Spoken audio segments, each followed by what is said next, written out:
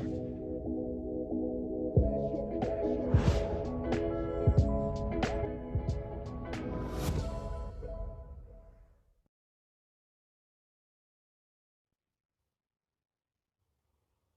everyone. I am Mercedes-Benz. Yes, it's like the car. And today I'm excited to speak with everybody about adult consumer learning. I'm an investor at Lightspeed, and today we've got a great group of panelists where we're going to discuss the future of work, ed tech, and obviously everybody knows that this is a space that has exploded overnight. You know, millions of students were sent home, workers were sent home. And for those of us who've been in the industry for a while, the explosion of interest is exciting, but you know, we've had the same mission as before. So today, to talk about adult consumer learning, the new, the old, the future, I have the following guest: Matt Cooper, founder and CEO of Skillshare; Athena Khan, founder and CEO of Louder; James Egan, founder and CEO of Shaw Academy; Valentine Perez, co-founder and CEO of Monthly. Thank you guys for joining me today. Let's go ahead and get started. So, more context. Everyone knows that coronavirus has been crazy, and it's also sped up the adoption of innovation within ed tech. 90% of the world's population is learning or working from home for the school purposes, really learning from home. And ed tech companies are seeing a lot of massive surges. I know I'm an investor in several ed tech companies, and it's been all hands on deck as we've watched them grow over the beginning of the summer. Today, we're going to talk about specifically the adult consumer learning market and how each of your teams are responding. So, Matt, let's start with you. Can you help us understand what you've been seeing change in the adult learning market since the pandemic? And what were the characteristics and learning behaviors of learners before? How have things changed? Yeah, so Skillshare is an online learning community specifically focused on creative skills. So the model, just to give you a little context, we have about 10,000 teachers offering over 30,000 classes. Teachers all over the world, students, it's a very global student base. The students are split between professional reasons, so designers trying to just sharpen the saw and stay on top of new techniques and technologies, but also a lot of hobbyists and personal interests, people for whom creative pursuits is just their passion. So, we were having a pretty good year already. And then, as you mentioned, about March 16th, all hell broke loose as the stay-at-home orders rolled out in force, particularly in the US.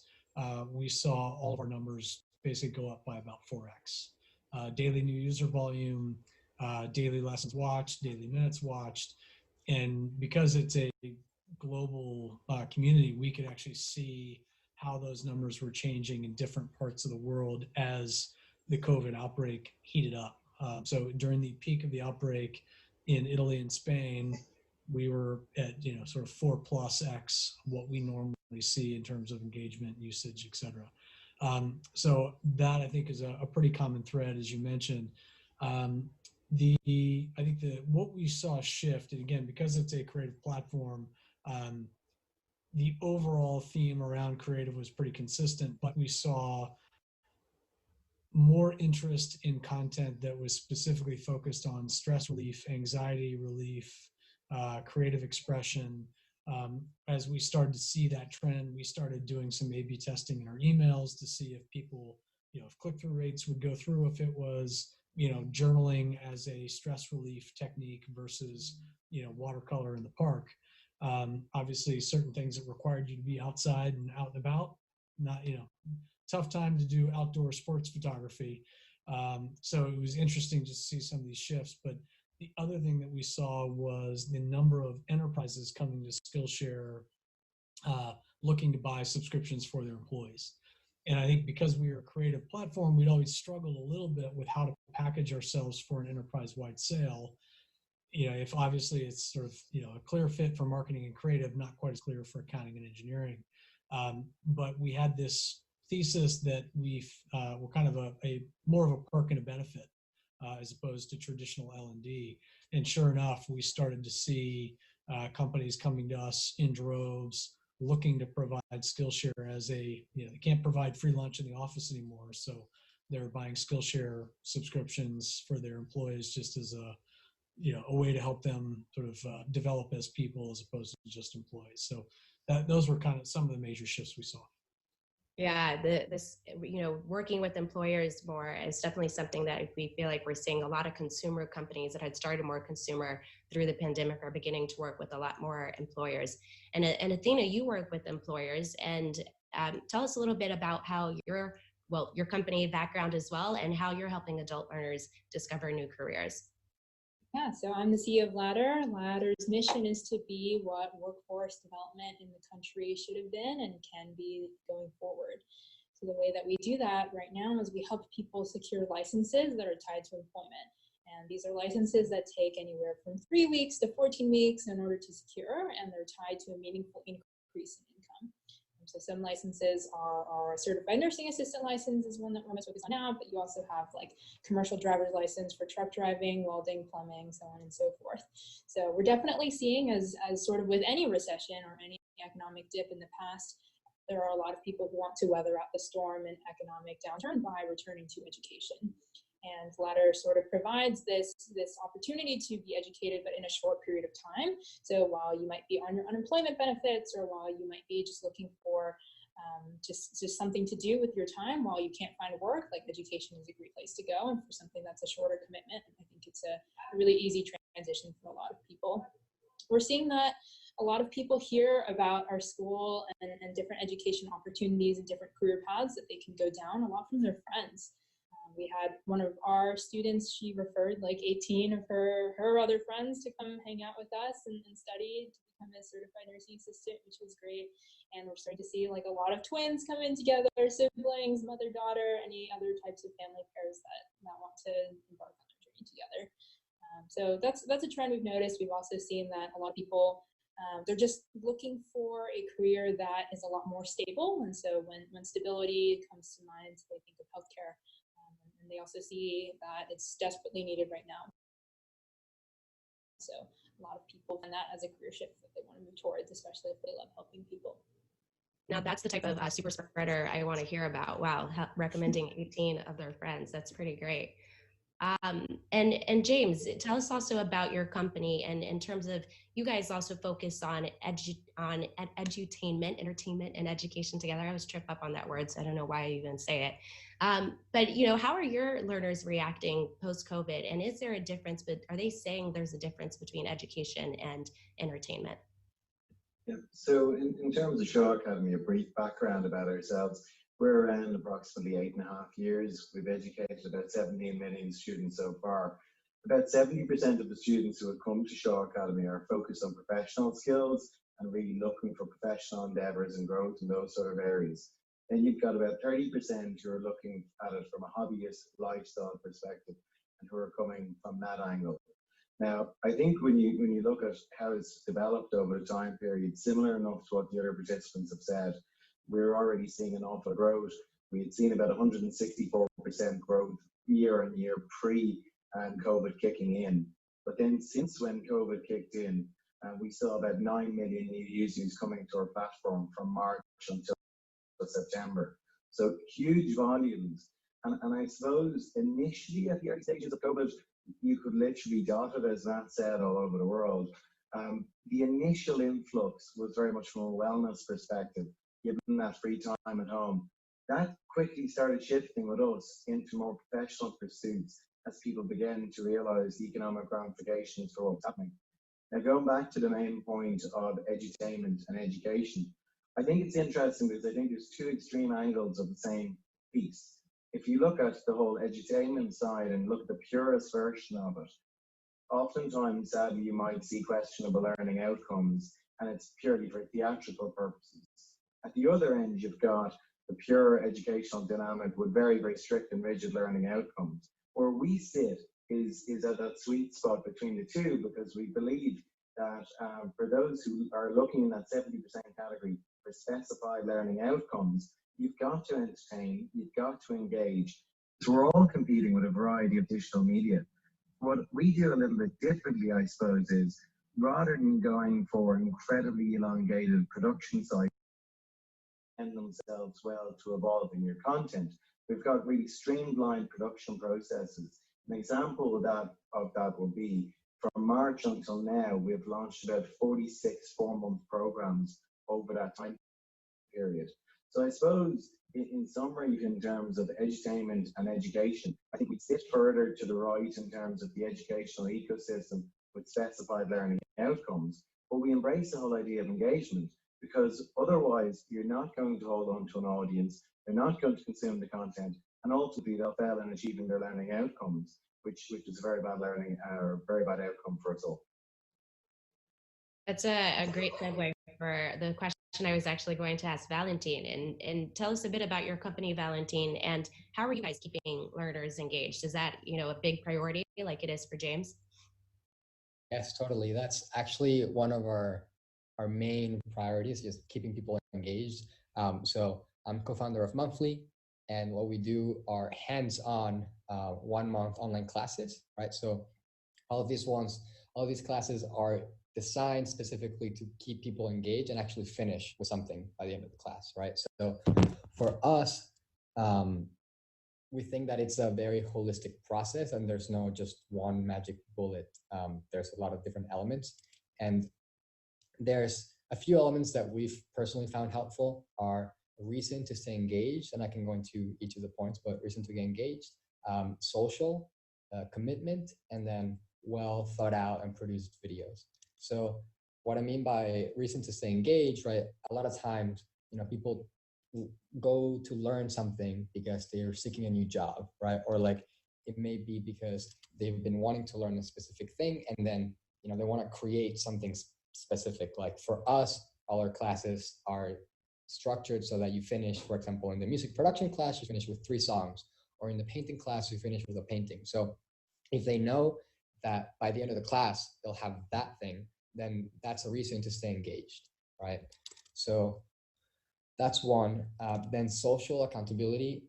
Inside all of our classes, there's a peer group where students learn with each other. So they're put into several small peer groups, and so they see other people going through the same process. So it helps them for inspiration, for feedback, but also keeps them accountable because there's certain deadlines, and if you don't submit by a certain time, then you wouldn't get feedback. That, and then commitment. Everyone, our classes don't run throughout the year. It's just like anytime, it's like specific start dates and end dates. So this, maybe like some people, it won't work with their schedules, but for everyone that enrolls, right, they're committed. So they're actually going to finish because they committed for that specific period. That, and then, we take a lot of time to think through all the curriculums for our classes. So we try to figure out, okay, how do we create a curriculum that's actually engaging and effective? People will go through it, and all the content is super high production value. So these are some of the elements. It was really helpful to hear your framework. I haven't heard that before in terms of kind of the 4 different elements that you really focus on to keep learners engaged. And I want to come back to this a little bit later in our conversation as well. And before going there, I want to talk about, obviously, as we introed the topic, the big change in the recent times has been COVID, and your guys' companies, you've talked about some of the immense growth you've seen over the last couple of months resulting from that. But I also am interested from the perspective of operating your companies. During those first few months of COVID, we were all pretty shocked. I remember my phone stopped ringing altogether. I said, oh my goodness, do any founders still want to talk to me? And, I'm curious how you guys reacted in those months, and what were some of when you think about, you're leading teams and you're also leading students, you're leading big educational organizations. What were some of the things you had to do right when everything happened? And we can, a couple of, we'll have a chance for several of you to answer this question. So anyone want to start, or else maybe we can start with maybe Matt. Do you want to start? Sure. Yeah, we were actually talking today in with our management team about, remember when we spent those 2 days debating whether or not we should go home for 2 weeks. And that feels like a really, really long time ago. We had about, at the time, we had just under 100 employees, about 30 of which were already outside of our New York office. So we had a fairly distributed team. So it was interesting that the initial transition for us just wasn't that hard. We were kind of already set up for it. And I think when we all finally went remote, what was amazing was just seeing how that leveled the playing field for the 30 people who had already been working from home. Since then, we have actually decided to go completely remote for good. Our office, our lease is up in December. We're going to let it expire and we're not going to renew. And we're going to sort of, it's not without a little bit of angst or trepidation, but we're going to try to go fully virtual. And we figure, you know, if at any point we decide we don't like it, I don't think there's going to be a lack of real estate in the New York area for a while. So, you know, I think a lot of the routines had to be shifted, as you would expect. I think probably the most awkward and sort of concern was just bringing in new people. We've hired, I think, close to 20 people since going full remote. We raised a $70 million growth round. So there are a lot of things that pre-COVID, you would have said there's no way in hell this can all happen virtually, and happen, and you know, worked just fine. We're pretty happy with that funding. So, you know, I think there were obviously a lot of little things that went into it. Our people operations team was just sort of constantly talking with the employee base around what's working, what's not, what we need to change. We've definitely shifted a lot of the management routines, a lot of the communication structure, but you know, knock on wood, so far so good. I mean, I think the biggest issue we faced, and I think this is pretty consistent, is it wasn't the work stuff, it was all the personal stuff. Like dealing with kids at home, trying to figure out, you know, like, you got a global pandemic, then all of a sudden your kids are home on top of you while you're trying to get work done. And if you don't have kids, you're just bored out of your mind because you can't leave your apartment. We had employees in New York who literally did not leave their apartment for 4 months. So it was all of the personal overhead that was probably the bigger challenge than the professional shifts. And did anyone have to make changes to their learner operations as well when you're thinking about, you know, the customers you're serving? Were there any big changes you had to make right away? Yeah, for us, we had to do a big shift because, so we don't provide the actual training ourselves. We work with sort of the best training providers in the market, and all of these training providers were in person. So we had to think about how do we make sure that everyone's safe, and how do we make sure that we shifted to an environment that is conducive to learning still. So we were very lucky to be able to transition to online learning and continue that. We had some classes that wanted to continue to do in person like a couple months later, and we were just making sure that everyone was having their temperature tested, so on and so forth. But yeah, it was definitely a operational shift. Yeah, and just add in on that side as well, in terms of the whole period and everything else and the operational changes for us. Our workforce was spread out over 4 locations. We've got offices in Dublin, in New Hampshire, in South Africa, and in Bangalore in India. So we encountered challenges in multiple jurisdictions at that time, but so too did many other businesses. And I suppose that those challenges, the personal dynamic was huge. The environmental factors were very, very significant. We hired about 150 people during the whole period, which was a gargantuan task, to put it mildly. The team rode together to do it. And I suppose what we decided to do was to bolster the customer-facing parts of the business quite quickly to match the volume that was coming through, but then to really double down on those new courses. And a lot of the courses that were already in the pipeline, we decided to accelerate because we viewed the dynamic was going to be fundamentally changing, the economic impacts, and the fact that a lot of people were going to be sadly displaced from their roles. So that was a big piece, really doubling down on new product and getting as many of those courses out the door to the highest quality as physically possible. Yeah, it's amazing to hear about your operations and how much those had to change and how you had to react. 150 people that you've hired in the last couple of months. That's a lot. And also talking a bit about your products as well. I mean, I want to go back to Valentine, this 4 reasons you gave to stay engaged, and social was a big piece you talked about, that connectivity. In this more digital online era, how are each of you and your companies forming the kind of social bonds that you need? Is there something you're doing with the infrastructure of your platform or features, to really make sure there's successful blended learning, especially from the social angle? And maybe Valentine, I know you touched on it a bit, but maybe we start with you. Sure, yeah. So for us, we started with this like from the very beginning. It wasn't like a thing that we changed for COVID, but the way our classes work, since people commit to a certain start date, everyone starts in the same session, starts at the same time, right? So we put people into peer groups. So we split, everyone that enrolls, peer groups of around 20 students, and then we have an in-house built kind of a social network where you have a feed of everyone that's taking the class in your peer group, and you can see their whole profiles and their learning paths. So as they're learning, doing new projects, watching videos, you can see what they're up to and what they're doing. But you also have a feed where you can have everyone, you can comment, you can like, you can leave video comments, etc. And we have specific prompts for people to give feedback to each other. So it's not only interacting, but we have that, and we also have the instructors that we have, the creators, are also engaged. So they may also like hop on into the classroom, say something to the whole class, or comment to someone specific.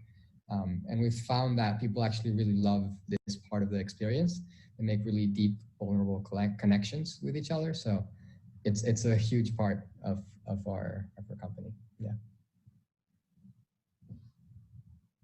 And does anyone else, Athena, you guys moved from more offline to online, and I know you're not necessarily providing the instruction yourselves, but have you guys had to think more about kind of the learner aspect of providing that social connection, or how you're helping them stay engaged and motivated to kind of continue your programs?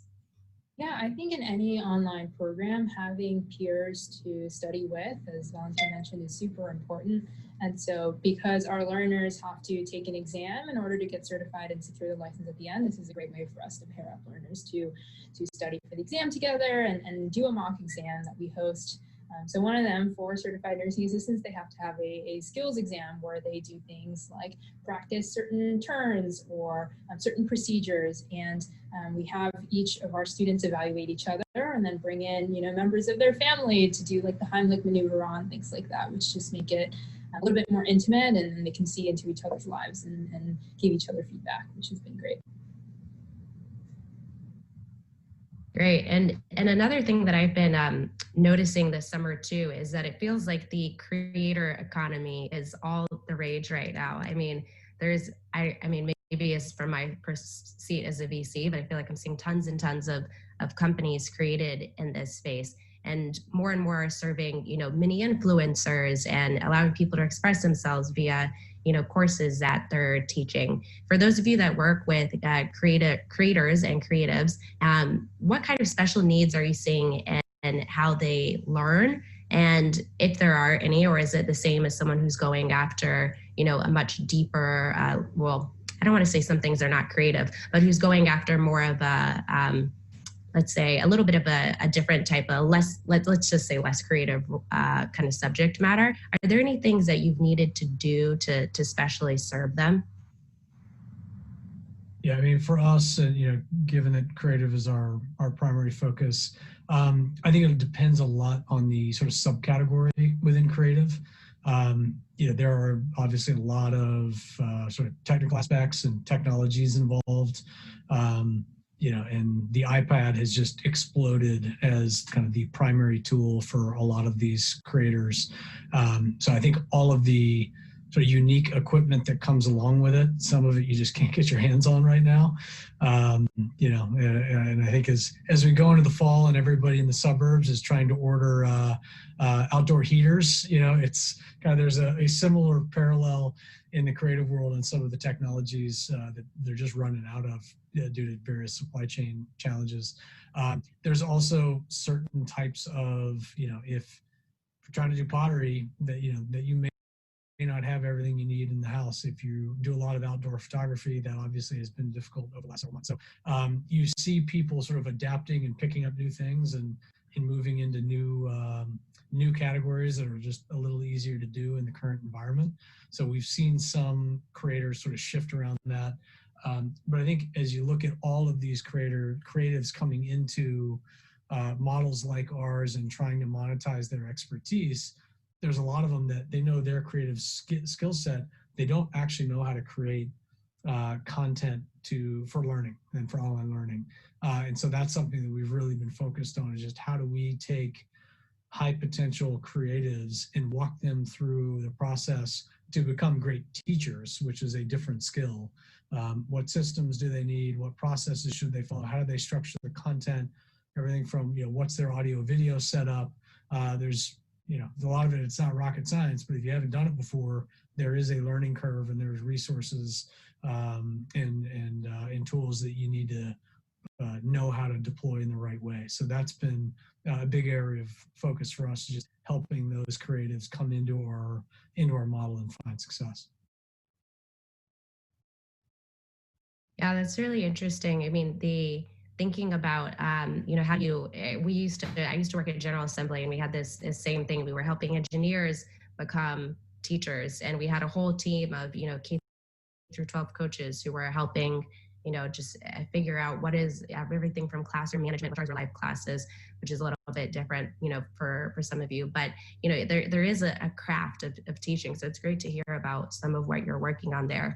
And just to level up a bit on this too, because you were talking about, there's maybe institutions that your teachers may have taught at before offline that they now can't teach at.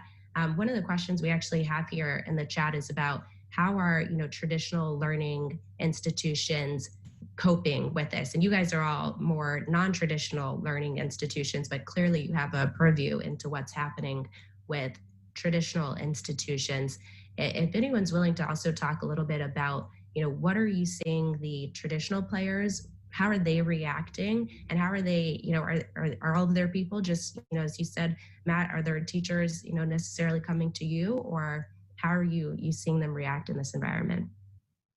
Yeah, I mean, I think I have 4 daughters, so I have a front row seat to the traditional K through 12 model, and it has been, it's been painful to watch. And the teachers they don't have a lot of the resources and training and support they need to pull off this crazy new hybrid model. And I think just knowing what sort of the I guess the purchasing cycles, the training cycles, the innovation cycles, when you've got, you got parents, you got students, you got teachers, you got unions, you've got that whole mix all trying to figure this out at the same time. I think they've done an admirable job of adapting with what they have. But if this is something that we think is going to continue for a longer period of time, happen again, which I think unfortunately is probably likely, we definitely need to make some significant investments. And where's that money going to come from? Where are you going to put the microphones and the cameras and just the Wi-Fi? I mean, our kids go to school and everybody's got their Chromebook. The days that they're physically in school, the Wi-Fi can't handle the load. So unfortunately, it's a lot of infrastructure and training that they still need to be able to pull this off sort of smoothly. They're doing the best they can with what they've got, but it's definitely been a struggle. And anyone else in terms of, so you're talked a bit about some of the K-12, traditional institutions, many of you are serving adult learners. So in terms of the spaces that your adult learners would have learned in the past, are you guys partnering with them or working with them in any way? Or I guess, what are you seeing kind of maybe the higher education institutions, providers reacting? From our side, we started to see pretty early on in Shaw Academy a lot of universities coming to us and asking us what the solution would be or how we could help with the solution. And I suppose it comes down to the fact that we would handle a very large volume of students at any given time. So with those conversations, it's all very, very positive. And I think it goes back to that dynamic of the purchasing cycles, the ability and pace and that's required. And I think it has been an excellent turnaround from an awful lot of the institutions out there. I've got a lot of empathy for the situation that's developed. I, like Matt, happen to have 4 children as well. I think it might be a coincidence with EdTech founders. But I've seen it firsthand in terms of what's going on and the platforms that they're trying to use. But I personally think it's not a platform question, it's a mindset question in terms of, do we follow a reactive approach in higher education and K-12 as well? Or do we actually use this as a turning point and say that people are using tech-enabled platforms at the moment? They are going for a hybrid model. It is by and large functional. And I think we've got to use this as a key turning point for the adoption of digital and embracing it to digitalize the classroom further. Yeah, just a quick interesting anecdote I heard today is they may not have snow days anymore. Because I saw that. Work from home, and it's like, wow, I guess my kids won't be clamoring for a blizzard like they used to. That's, yeah, I was talking to someone else as well. They talked about how there's no more recess for, this was the K through 12 person, but talking about and I think what this acknowledges is that there's a lot of these non-academic elements of, the kind of schooling or learning experience that we are used to. And Valentine, you were talking about this a little bit earlier with some of the kind of social learning features. I mean, another thing when I think about, our attention spans, when entertainment, edutainment people talk about them, people constantly talk about how our attention spans are falling. I think, Valentine, I'm trying to remember if I was reading some of your work when you were talking about this topic. But, one of the questions is, it seems like we have to work even harder to keep learners engaged. Is this true? Is this, the fact that people can't pay attention anymore? Is it really true that it's an even harder job? And if so, how are you trying? We talked about this a little bit in the beginning, but in addition to just the kind of engagement features, providing that full experience that we talked about, all the other elements of learning that are not just the academics itself. I would be curious, I think I read some of your thoughts on it, so I'm curious to get your thoughts. Yeah, I think a lot of the elements that I talked about are key for this. I think that a lot of times people think that people are starting to have less long attention spans. But if you think about it, right, people sometimes you can't watch a 30-minute video, but people go through 4 years of university, right? And they go to lectures and they go through it. So I think the real key lever isn't that much of, whether the video is extremely engaging or not. It's whether people actually want to do and go through the process of learning, right? And so I think that part that I talked about at the beginning of having a reason to go through it is really important. And that's why a lot of the times the platforms that are focused for people on getting jobs, right? People go through it because they know that at the end, they'll have a job. Or, if they want to do something for a specific project that they have in their life, or they want to do something for someone's birthday and they want to learn a specific thing, that usually pulls them through and go through the whole process and stay engaged. So I think it's finding ways to create those prompts is really helpful. Just to add in on that point, if I might, I think in terms of attention spans decreasing, I think it might be an oversimplification as well. I think it's also a factor of the increased market competition for eyeballs for every type of digital media that's out there.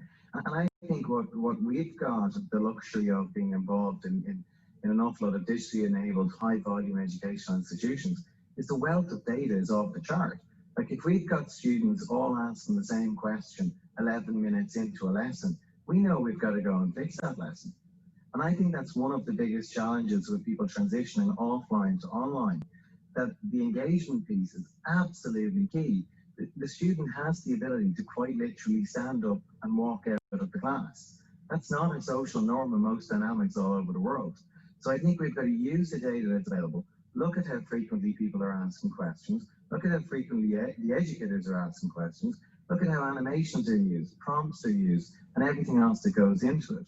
And it's that sort of mindset. And what we do at our courses, when we launch a course, we refresh and essentially overhaul that same course 4 times in the first 6 months. There's no way the first time you produce something, it's going to be the best, no matter what you do.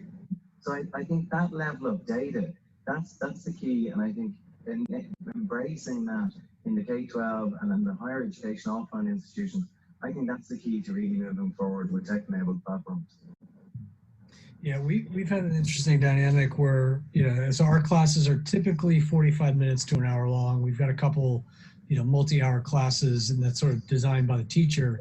But we, back to that engagement, just how to keep people coming back. We've talked about, what do shorter form content models look like, 5-minute snippets, learn it on your phone, that kind of thing. But then we've also been experimenting, like, what if we go the other way? Like, what are the most, more engaging models look like? We've always had a project focus for all of our classes, so that is a requirement for every single class on Skillshare, is the student has to be able to go through, complete a project, upload it, get feedback from the teacher, get feedback from other students. That learn by doing is one way to keep them involved. But we've looked at, workshops have driven a lot more engagement. People who participate in workshops tend to retain at higher rates, tend to convert at higher rates. We've also, we started live sessions. And so that's another, we think about sort of the beauty of it being asynchronous and video based is you can do it whenever you want. It doesn't necessarily drive that urgency. So when we have a live session with their favorite teacher, it's kind of like live sports. Sure, you can watch it later. It's not quite the same. So these live sessions that we're doing every week has been another way to get people engaged and keep them involved. So we've been doing a lot of experimentation with both length and format to just, to James' point, the data tells you what's getting them engaged and what's keeping them coming back. And we have a couple more questions coming in, and I want to get to them in a second. The last question I wanted to kind of ask you guys too is in terms of, COVID has caused a lot of inequities. There's people don't have the same access to devices or to internet. And so, I've seen stats like in the LA United, school district system, something like 25% of learners weren't actually able to, even access their school. And we're talking about K through 12, but with your guys, with your adults that you're working with, how are you solving for some of the inequities that are starting to happen with COVID?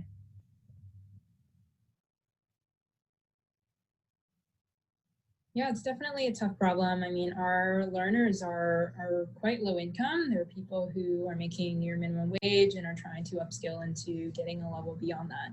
So it's definitely an ongoing challenge. The effort that we're trying to accomplish now is make sure that all of our classes can be completed on a phone. All of our customers do have phones and rely on them for day-to-day life, so they're pretty savvy with it, and we can get a lot done there. So making sure our site's mobile friendly, that they can complete all the assignments via phone, that they can turn all of them in and receive the feedback, that they can videotape themselves doing the activities and the procedures on their phone, and then send them into the classroom, and then of course Zoom, which is how they're doing the videos right now, making sure that they are able to stay engaged while doing that.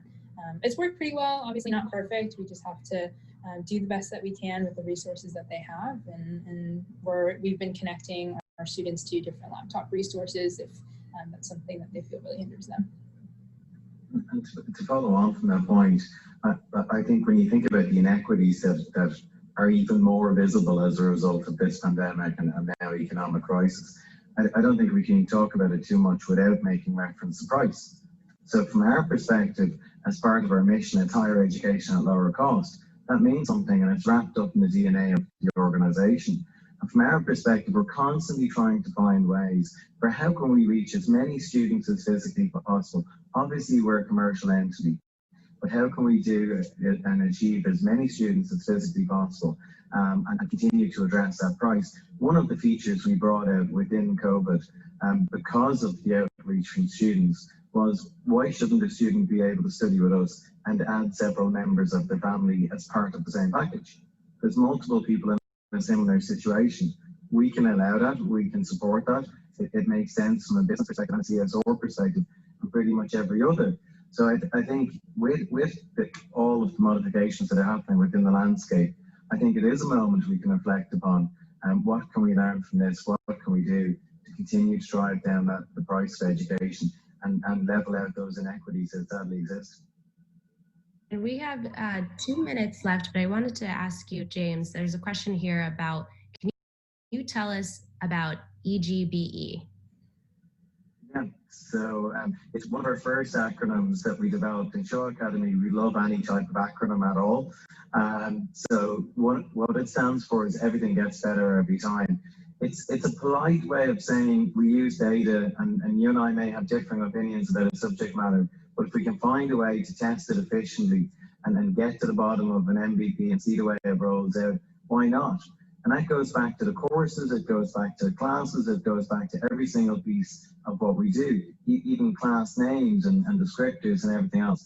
So it's about using data, it's about accepting the fact that objectivity is key and continuously evolving the product.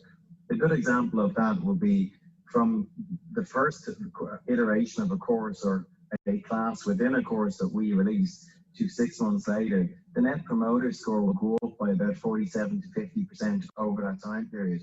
And it's through that process of evolution, continuously optimizing and optimizing and optimizing.